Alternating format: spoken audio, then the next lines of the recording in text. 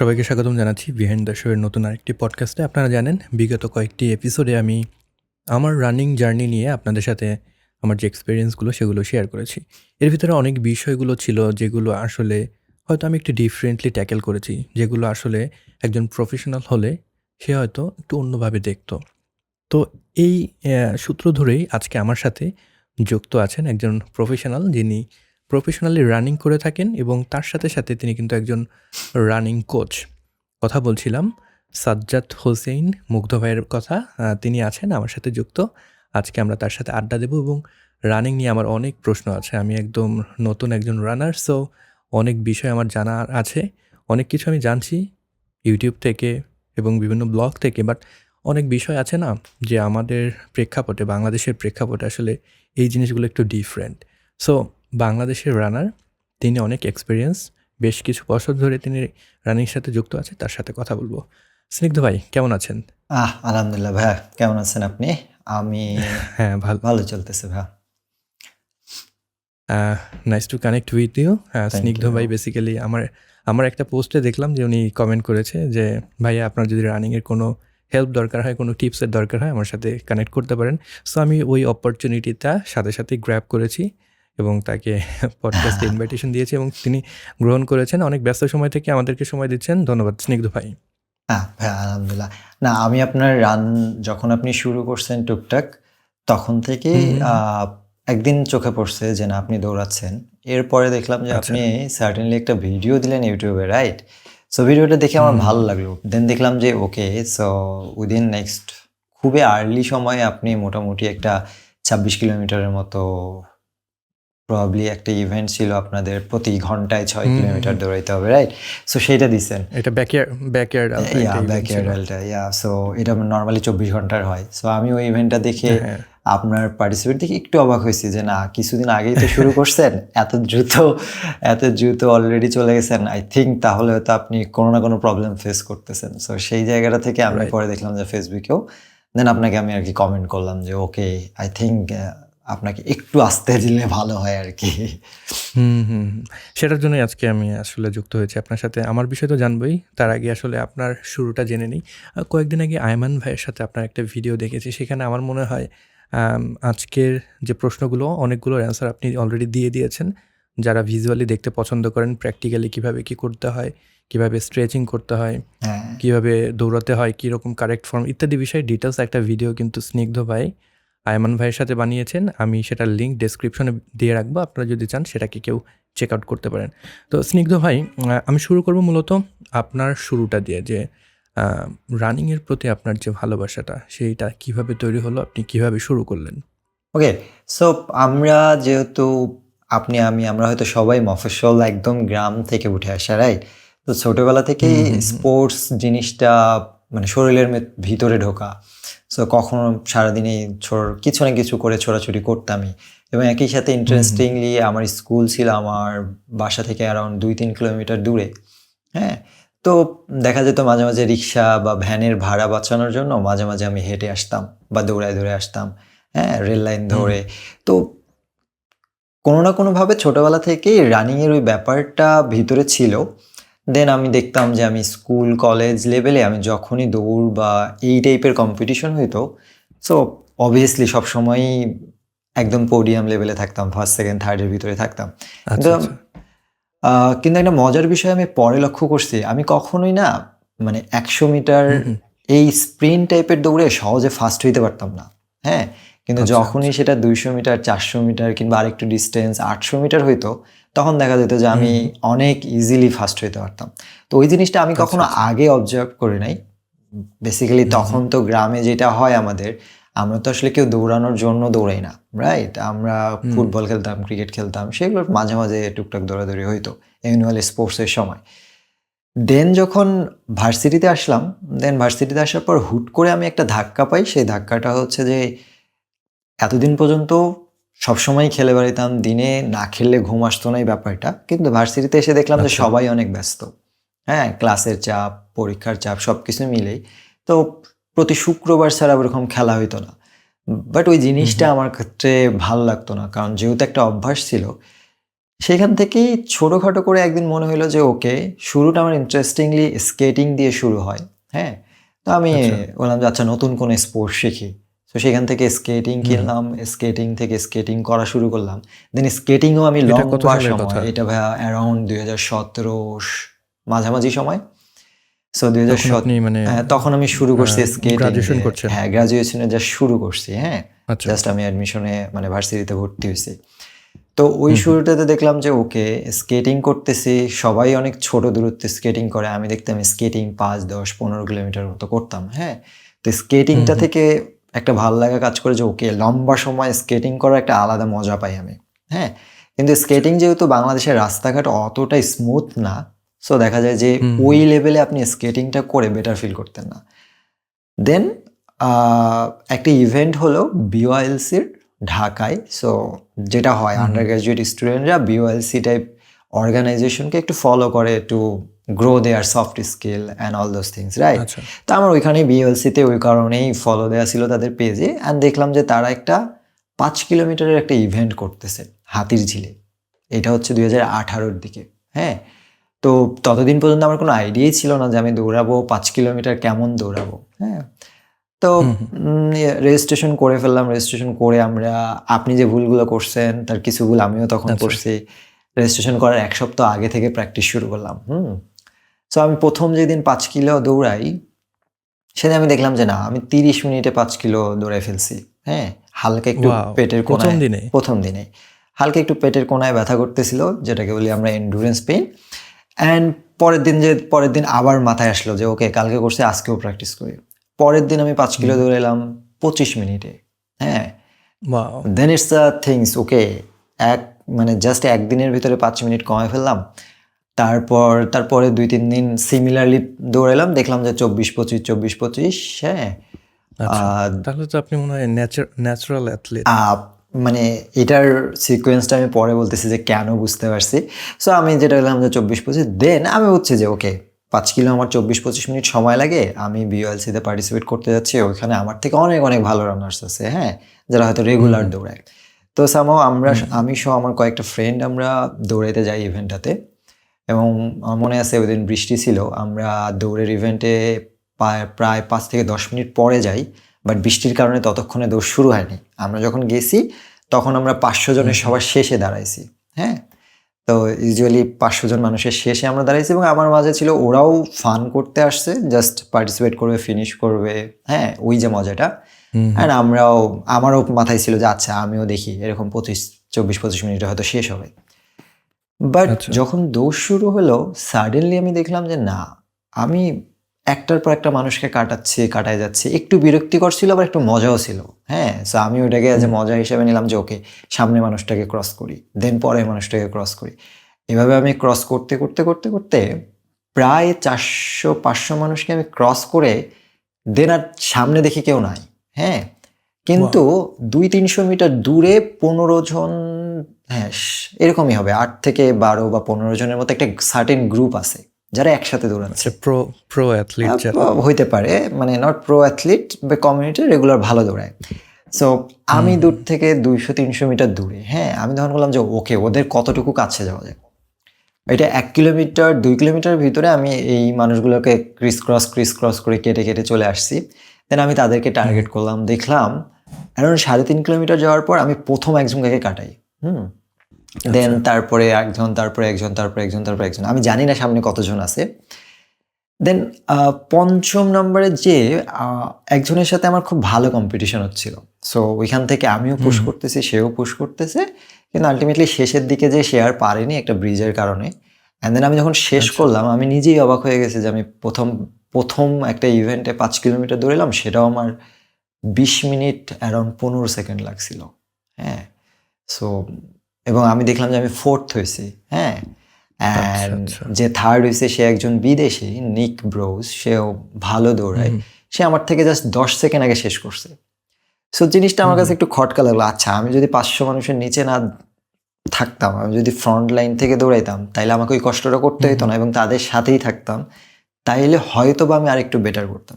So ওই যে আছে না যে আপনি হয়তো থার্ড হইলে একটা ফিলিংস থাকতো, বাট আমি যেহেতু ফোর্থ ছিলাম, হুম, হুম। থার্ড হওয়ার কষ্টটা বুঝতে পারতেছি। যে একটু হলে থার্ড হয়ে যাইতাম প্রথম একটা ইভেন্টে। ওইখান থেকেই মোটিভেশন, একটা ট্রিগার পয়েন্ট কাজ করলো যে ওকে, এই ফিল্ডে হয়তো আমি ভালো, then let's practice more and more. তো এরপর থেকে রেগুলারলি মোটামুটি হ্যাঁ, আপনি এরপর থেকে রেগুলারলি training করছেন। ট্রেনিং করা শুরু, এবং সিমিলারলি আপনি যে ভুলগুলা করছেন এক্স্যাক্টলি সেম ভুলগুলো আমি করছি। যদি শুরু করি জুতা দিয়ে, সো আমি বিওএলসিতে যে জুতাটা পরে দৌড়েছিলাম, না, আমি এই প্রশ্নটাই মাত্রই করতে যাচ্ছিলাম যে আপনি যখন শুরু করলেন, আপনি মানে হ্যাঁ রেসে ফোর্থ হলেন, মানে তখন আপনার গিয়ার্স কি ছিল, মানে কি জুতা দিয়ে আপনি দৌড়ালেন? আচ্ছা, ইন্টারেস্টিংলি আমি জাস্ট গিয়ার্স হচ্ছে ফুটবল খেলার ভারী হাফ প্যান্টগুলো পরছিলাম, right? And then trouser? Half প্যান্টই পরছিলাম, বাট ভারী, নট গুড। হ্যাঁ, আচ্ছা আচ্ছা। অ্যান্ড দেন জুতা ছিল আমার পান্ডা নামে একটা জুতা আছে না, 500-600 টাকার দাম একটা, ওই সময় ছিল। আচ্ছা, normal sneakers, not a running shoe. ওই শু দিয়ে, হ্যাঁ, ওই জুতাটা পরে। এবং ইন্টারেস্টিংলি মানে আমারও ওই সময় কোনো আইডিয়াই ছিল না যে দৌড়ানোর জন্য আলাদা জুতা ভালো লাগবে বা এরকম কিছু। আমরা জাস্ট পায়ের কাছে যেটা আছে, আমার কাছে যেটা আছে সেটা দিয়ে দৌড়। হ্যাঁ, and then similarly like this, আপনার মতো সেম ভুল হয়তো আমি যখন দৌড়ানো শুরু করলাম। সো আমি তখন করতাম কি, যে ওকে, আমি তো ইভেন্টে 5 কিলো 20 মিনিট সামথিংয়ে দৌড়াইছি, লেটস ব্রেক ইট ডাউন, 20 মিনিটের নিচে কিভাবে আসা যায়। আমার গিয়ার নাই, সো ওই সময় আমাদের নিউট্রিশন নিয়েও অত বেশি আইডিয়া ছিল না, অ্যান্ড দেন আমার অবভিয়াসলি স্ট্রেংথ ওইভাবে বিল্ড আপ হয়নি। সো আমরা যেটা করতাম, আমি প্রতিদিন পুশ করতাম এবং দেখা যেত সার্টেনলি ইনজুরিতে পড়ি, আবার 1 সপ্তাহ 2 সপ্তাহ হয়তো একটু রেস্ট নেই, দেন আবার প্রতিদিন 5 কিলোমিটার বিট করা আমার টার্গেটই ছিল প্রতিদিন 5 কিলো বিট করা, অ্যান্ড দেন আমি রেগুলারলি ইনজুরিতে পড়তাম। দেন আপনি মানে কখন রিয়েলাইজ করেন যে আপনার জুতাটা আপগ্রেড করা উচিত? সো দেন যেহেতু আমি অ্যাজ এ ব্যাকগ্রাউন্ড হচ্ছে আমার ভেটেনারি মেডিসিন, হ্যাঁ, আমি আন্ডার গ্রাজুয়েট করতেছি ভেটেনারি সায়েন্সে। সো আমি বায়োলজিক্যাল সায়েন্সের জিনিসগুলো হালকা পাতলা আমার নলেজেবল ছিল। সো সেই জায়গাটা থেকে, এবং একই সাথে ততদিনে আমি কমিউনিটির মানুষজনের সাথে একটু কানেক্টেড হয়েছি। হ্যাঁ, তো আমি দেখলাম যে কমিউনিটির মানুষজন একটু লাক্সারিয়াস জুতা, অ্যাজ এ স্টুডেন্ট হিসাবে আমাদের ওই টাইপের জুতা পরার কথা না। হ্যাঁ, আমি দেখতাম তারা অনেক ভালো ভালো রানিং শু নিয়ে পড়তো, তারা বলতো যে রানিং শু দরকার এসে। দেন ওকে, আমি তখন ভাবতেছি আমি কেন ইনজুরিতে পড়তেছি। সো আমি কেনর উত্তরটা খোঁজা শুরু করলাম। দেন আপনি যেমন বললেন না একটু আগে যে আপনি ইউটিউব দেখে হোক অন্য জিনিসগুলো জানার চেষ্টা করলেন, দেন সিমিলার প্রসেস আমিও ঘাটা শুরু করলাম। প্রবাবলি ওই সময় আমার মনে আছে আমি ইউটিউবে ঢুকে রানিং রিলেটেড যতগুলো চ্যানেল আছে সবগুলোতে সাবস্ক্রাইব করলাম, করার পর একটার পর একটা ভিডিও দেখলাম। Then I get the basic idea যে আচ্ছা আমার আসলে ভুল কোথায় হচ্ছে। অ্যান্ড দেন 500 টাকার শু থেকে আমি ডিরেক্টলি জাম্প করলাম হোকা অনে রানিং শু একটা, which is a very good professional running shoe, যেইটা প্রবাবলি আমার তখন কস্ট পড়ছিল সেকেন্ড হ্যান্ড, বাট আমি ওটা কিনছিলাম প্রবাবলি ওই সময় অ্যারাউন্ড 10,000 টাকা।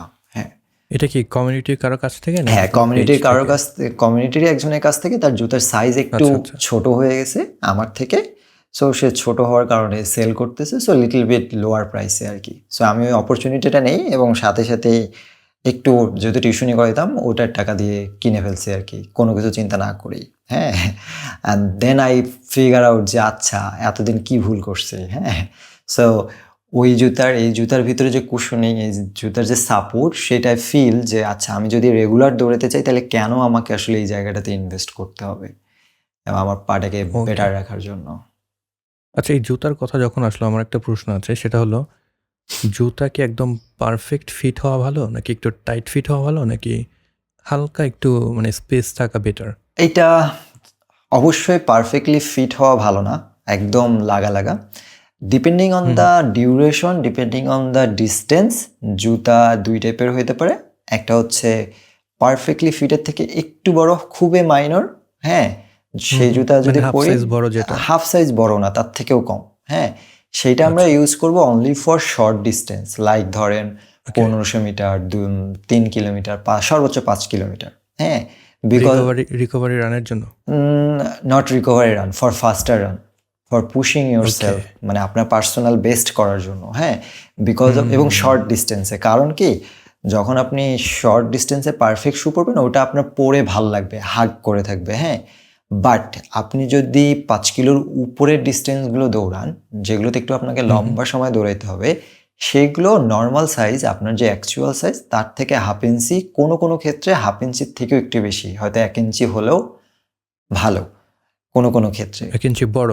1 ইঞ্চি বড়, নর্মালি হাফ ইঞ্চি বড় হলেই হয়। ওকে, হ্যাঁ, আমি এই জিনিসটা আসলে ফিল করেছি হ্যাঁ যে আমার যে জুতাটা 26 কিলোমিটার যেদিন আমি রান করলাম, হ্যাঁ আমার মানে আলট্রা, ব্যাকইয়ার্ড আলট্রা তো আপনার 6.7 কিলোমিটার হ্যাঁ পার লুপে দৌড়াতে হয়। হ্যাঁ তো 3টা লুপ আমার বেশ ভালোই গেছে। ভালোই। 4র্থ লুপে যখন আসছি আমার মনে হচ্ছিল যে আমার যে পায়ের বৃদ্ধাঙ্গুলি হ্যাঁ সেটা ওটা লাগতেছিল, অনেক রাইট? বেশি প্রেসার পড়তেছে। হ্যাঁ, দ্য সায়েন্স ইজ, এখানে সায়েন্স যে ব্যাপারটা আছে সেটা হচ্ছে যে দেখেন আপনার কিন্তু প্রথম 3বার লাগেনি, কিন্তু চতুর্থবারের লাগার কারণ হচ্ছে আমরা যখন লম্বা সময় দৌড়াই আমাদের পা কিন্তু ফুলে যায়।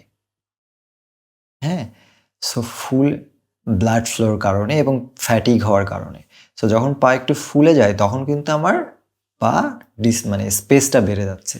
এই কারণে আমরা যদি লম্বা দৌড়াতে চাই, ধরেন আলট্রা ম্যারাথনের ক্ষেত্রে এক সাইজ বড় হওয়া মাস্ট, কিন্তু ধরেন এই যে হাফ ম্যারাথন বা কোনো কোনো ক্ষেত্রে ফুল ম্যারাথনের ক্ষেত্রে হাফ সাইজ বড় ইজ দ্য সেফাস্ট পয়েন্ট আর কি।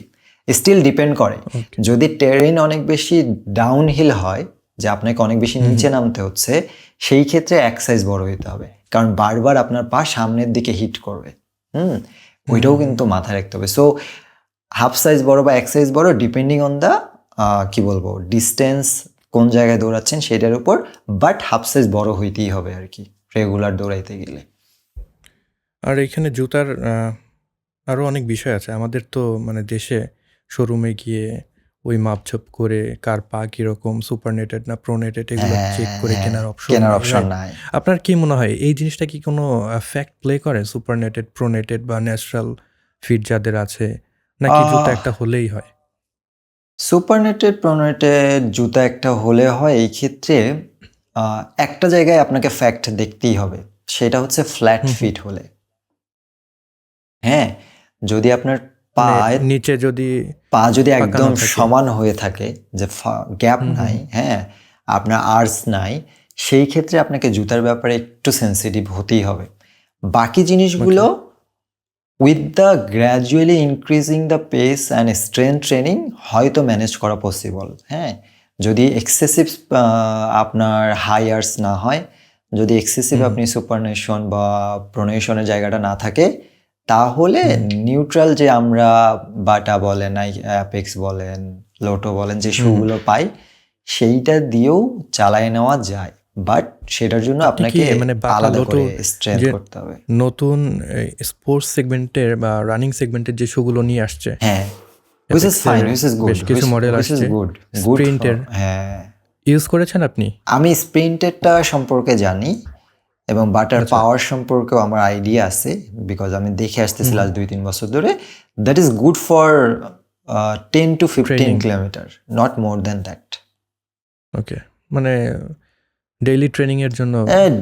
ডেইলি ট্রেনিংও না, একদিন পর পর ইউজ করা ভালো, 10 থেকে 15 কিলোমিটার সর্বোচ্চ। ওকে, সো জুতার যেটা হয়, জুতা একদিন পরার পর একটু, তাহলে মাল্টিপল শু থাকাটা জরুরি নাকি? আর এটা ইন্ডিভিজুয়ালের গোলের উপর, কেউ যদি প্রতিদিন দৌড়াইতে চায় সেই ক্ষেত্রে মানে অ্যাডভাইজেবল হবে যে যদি তার 2 পেয়ার শু থাকে, 2 পেয়ার থাকলে অল্টারনেট করে দেখে ইউজ করা যায়। হ্যাঁ, কারণ যে মনে হয় দৌড়ালে পরে ফোমগুলো বসে যায়, সো ওইটার একটা রিকভারি টাইম লাগে। হ্যাঁ, আর যদি ধরেন যে রিক্রিয়েশনাল রানার একদিন পর পর দৌড়ায় বা মাঝে মাঝে দৌড়ায়, দেন 1 পেয়ার ইজ গুড এনাফ। শুরুতেই কি আপনি মানে এত গিয়ার্স, জুতা, হোকা, অ্যাসিক্স, অ্যাডিডাস এগুলো নিয়ে চিন্তা করার দরকার আছে? শুরুতে দরকার নেই। মানে একদম বিগিনার শুরু করার ক্ষেত্রে কয়েকটা জিনিস দরকার। সেটা হচ্ছে প্রথমে একটা রিজনেবল বেটার শু দরকার, সেইটা অনেক এক্সপেন্সিভ হতে হবে, দ্যাট ডাজেন্ট মিন। এইটা আমাদের বাংলাদেশে ওই 3 থেকে 5,000 5,500 রেঞ্জের যে শুগুলো আছে সেটা দিয়ে শুরু করা যায়। মাথায় রাখতে হবে যে আমার শুরুর ক্ষেত্রে শুধু দৌড়াইলে হবে না, আমাকে আমার বডিটাকে একটু রেডি হওয়ার জন্য সময় দিতে হবে। সময়টা কেমন, যে আমি যদি 5 ঘন্টা দৌড়াই সপ্তাহে, তাহলে আমাকে অ্যাটলিস্ট 2 ঘন্টা আমাকে স্ট্রেংথ ট্রেনিং করার জন্য সময় দিতে হবে অ্যাটলিস্ট, যাতে আমি যে মাসেলগুলো আমার দৌড়ানোর সময় বারবার ইউজ হচ্ছে, সেই মাসেলগুলোকে যেন আমি একটু বেটারলি স্ট্রং করতে পারি। হ্যাঁ, সো ওইটাও যদি খেয়াল রাখি এবং ভলিউমটা যদি গ্র্যাজুয়ালি বলি, আমাদের নর্মালি রানার্স ওয়ার্ল্ডে আপনি হয়তো পরিচিত আছেন এখন যে 10% রুল। হ্যাঁ, যে আমি যদি এই সপ্তাহে 10 কিলোমিটার দৌড়াই তাহলে পরের সপ্তাহে আমি 10%ই বাড়াইতে পারবো, এর বেশি বাড়াবো না। সেটা ইন্টেন্সিটি হতে পারে বা সেটা ডিস্টেন্স হতে পারে। সে এই 10% রুল যদি কেউ ফলো করে সে সহজে ইনজুরিতে পড়বে না।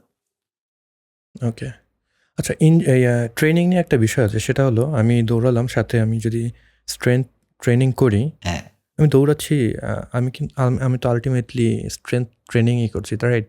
আমার পায়ের মাসেল বলেন, ব্যাক মাসেল বা core that's muscle also a সবকিছু ট্রেনিং। এঙ্গেজ হচ্ছে।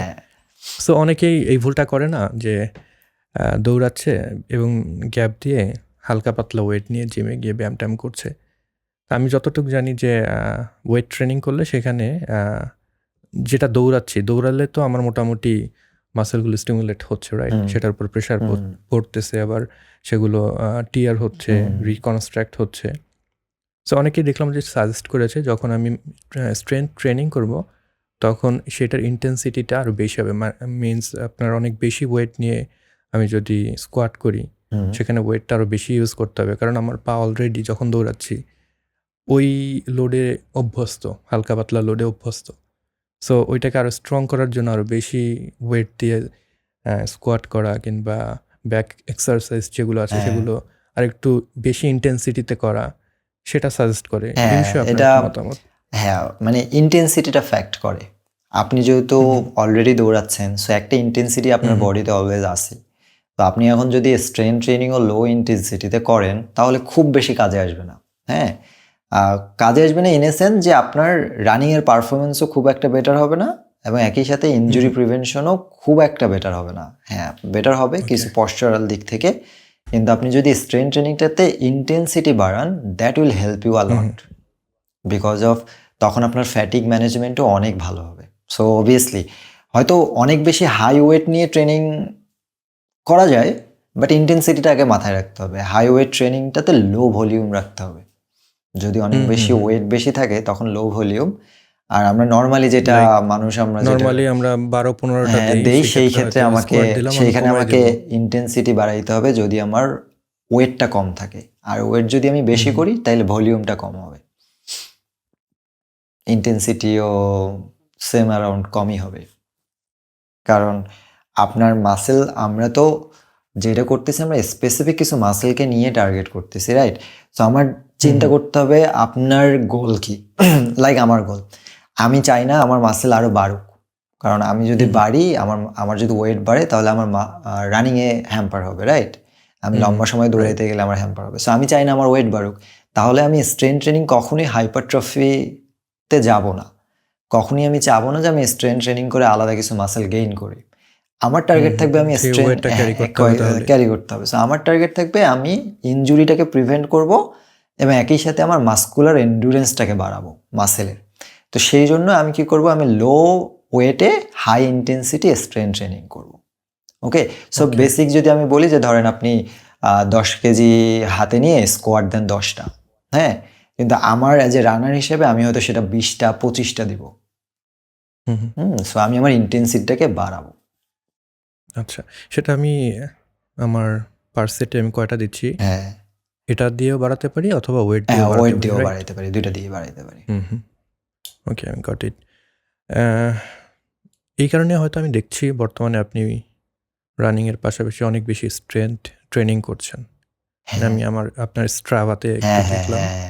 না, আমার হিস্ট্রি হচ্ছে আমি জাস্ট যেহেতু আমার সামনে একটা বড় গোল আছে, so I will participate like 50 mile or 100 mile race. হ্যাঁ, সো ওইটার জন্য I need to ready for my muscle. আমার মাসেলগুলোকে আগে রেডি করতে হবে টু মানে ওই লোডটা নেওয়ার জন্য, যার কারণে I focus on more strain training first, যে আগে বডির মাসেলগুলোকে টোন্ড করি ওই লোডটা নেওয়ার জন্য, then gradually increase the mileage. রানিংয়ের মাইলেজ তো অবভিয়াসলি বাড়বেই, বাট যখন আপনি রানিংয়ের ভিতরে ঢুকে যাবেন, আপনিও নিশ্চয়ই দেখছেন, তখন আসলে স্ট্রেংথকে ওইভাবে খুব বেশি ফোকাস করার সময় নেই বা সুযোগ নাই। হ্যাঁ, কারণ মাসেল অলরেডি টায়ার্ড, আপনি আরও টায়ার্ড বানাবেন তাহলে তো আসলে লাভ হয় না।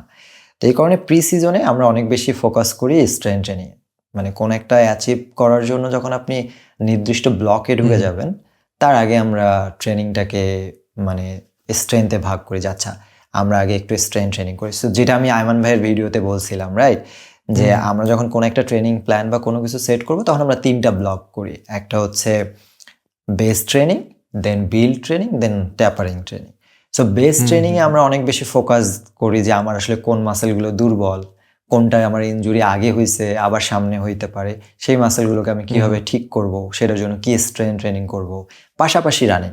ওকে, অ্যান্ড বিল্ড পিরিয়ডে আমরা more focus on 90% or 80% running, then 10 to 20% strength. এই কারণেই আসলে এখন অনেক বেশি স্ট্রেংথ ট্রেনিং করা হচ্ছে।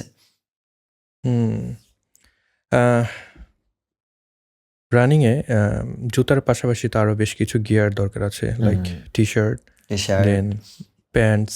অনেকে শর্টস পরতে পছন্দ করে, অনেকে টাইটস পরতে পছন্দ করে, হ্যাঁ, দেন অনেকে ট্রাউজার পরে, দেন স্মার্ট ওয়াচ। সো মানে এসেনশিয়াল কী কী জিনিস দিয়ে শুরু করা যায়, বা কেউ একজন 1.5-2 মাস আমার মতো যারা আছে 1.5-2 মাস রানিং করছে, এসেনশিয়াল জিনিসগুলো কী কী এবং কোন দিকে? অনেকে কিনতে গিয়ে আবার উল্টাপাল্টা আমরা অনেক জিনিস কিনি, রাইট? পারফেক্ট হয় না আমাদের জন্য, বা আমাদের যে পারফরমেন্স সেটাকে বুস্ট আপ করে না। সেক্ষেত্রে আমি যদি আপনাকে 3-4টা এসেনশিয়াল গিয়ারের কথা বলি, কী কী জিনিস রিকমেন্ড করবেন? একটা জিনিস তো মাথায় রাখতে হবে, আমি যখন দৌড়াতে যাচ্ছি আমার অবভিয়াসলি সোয়েট হবে, রাইট? আমার বডিতে টেম্পারেচার অনেক বেড়ে যাবে গ্র্যাজুয়ালি। সো আমার বডি টেম্পারেচারটাকে কুল করার জন্য, আমার সোয়েটটাকে বেটার ফিল দেওয়ার জন্য আমার অবশ্যই ব্রিদেবল কোনো টি শার্ট পরতে হবে। হ্যাঁ, এটা কিন্তু সুতির না, সুতির কাপড় না, it should be a breathable T shirt, synthetic breathable T shirt, yes. So সেটা একটা ম্যান্ডেটরি থিংস। শর্টস, ট্রাউজার যেটাই পরেন সেটাও অবশ্যই ব্রিদেবল এবং সিনথেটিক ওই ম্যাটেরিয়ালসের হবে।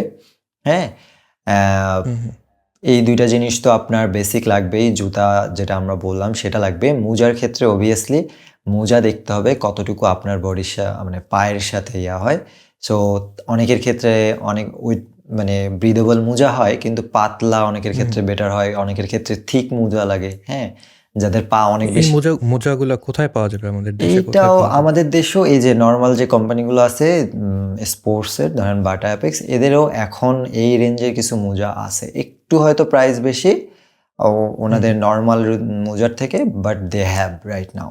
হ্যাঁ, সো সেই জায়গাগুলো থেকে খুঁজলেও তারা একটা বেসিক লেভেলে শুরু করতে পারে।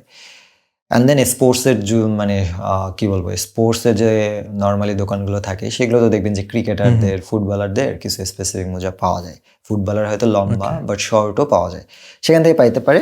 সো এই তো গেল জুতা, মোজা প্লাস টি শার্ট, প্যান্ট। এর বাইরে একটা এসেনশিয়াল থিংস, যদি কেউ রানিংয়ের প্রতি অনেক বেশি প্যাশনেট থাকে, হ্যাঁ, অ্যান্ড সে তার ফিটনেসের প্রতিও প্যাশনেট, সে চায় যে আমি আসলে কিভাবে যাচ্ছে, আমার ফিটনেস কেমন লেভেলে যাচ্ছে, ছোট ছোট মেট্রিক্সগুলো নিয়ে তার যদি প্যাশন থাকে, সেই ক্ষেত্রে আই থিঙ্ক তার একটা smart watch important. Obviously smart watch থাকতে গেলে আবার স্মার্টফোনও থাকতে হবে আর কি। সো স্মার্টফোন আই বিলিভ মোটামুটি সবারই আছে। হ্যাঁ, সো স্মার্টফোন অবভিয়াসলি সবারই আছে মোটামুটি। সো স্মার্ট ওয়াচ অবভিয়াসলি তার ক্ষেত্রে অনেক বেশি মোটিভেটিং হবে। রানিং এর জন্য কোন ব্র্যান্ডটাকে এগিয়ে রাখবে? This is tough. মানে যেহেতু বাংলাদেশে যেহেতু এগুলোর কোনোটারই নিজস্ব দোকান নাই, তো বাইরে থেকে থার্ড পার্টি দিয়ে আনাইতে গেলে অনেক বেশি কস্টলি। হ্যাঁ, সো আপনি কারেন্টলি কোনটা ইউজ করেন? আমি গার্মিন ইউজ করি, Garmin 735 XT। But Garmin, Coros, Polar, Wahoo, all this brand are pretty much good and pretty much decent. So anything they can, if someone afford it, then obviously afford করতে পারলে অবশ্যই কিনবে, না করতে পারলেও at least Xiaomi বলেন বা Huawei বলেন, ফিটবিট বলেন, ওদেরও ওই 5-6 হাজার রেঞ্জের কিছু স্মার্ট ওয়াচ আছে। এইটাও বিগিনিং শুরু করার জন্য অনেক ভালো।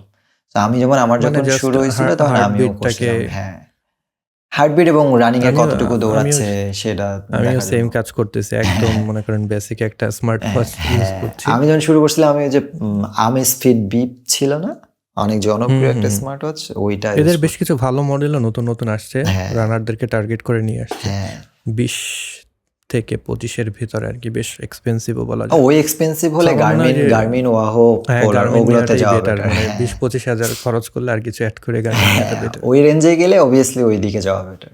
রানিংয়ে আরেকটা জিনিস, সেটা হলো নিউট্রিশনটা অনেক বড় fact. Before running, during running and after running. So ছোট করে যদি একটু সাজেশন দিতেন। হ্যাঁ রানিং ধরেন আসলে আমি প্রিপারেশন depend- নিচ্ছি হ্যাঁ 21K-র জন্য, হাফ ম্যারাথনের জন্য। সো এই সময়টায় আমি দেখা যায় অন অ্যান এভারেজ 5 থেকে 6 কিলোমিটার প্রত্যেক দিন দৌড়াই। আমি যদি লং রান সব কিছু হিসাব করি, গড়ে প্রত্যেকদিন 5 কিলোমিটার দৌড়াই। সেক্ষেত্রে আমার নিউট্রিশনটা কীরকম হওয়া উচিত? সো রানিং এর ক্ষেত্রে nutrition is always like individual things, personal things, যে কার বডি কেমন, কীরকম রিয়াক্ট করে, কার মেটাবলিজম কেমন। বাট আমরা যদি বেসিক জায়গা থেকে যাই, যে মানুষটাকে ধরে নিচ্ছে একটা আইডিয়াল মানুষ, যার রানিং থেকে ওয়েট লুজও করবে না, ওয়েট গেইনও করবে না, ওকে, সে মেইনটেনেন্স মেনটেন করবে, তার বডি ওয়েট যত সেটাই মেনটেন করবে, বেটার রানিং করবে, বেটার পারফরমেন্স আনবে, অ্যান্ড অলসো তার ওয়েট লুজ বা ওয়েট লসের কোনো চিন্তা নাই।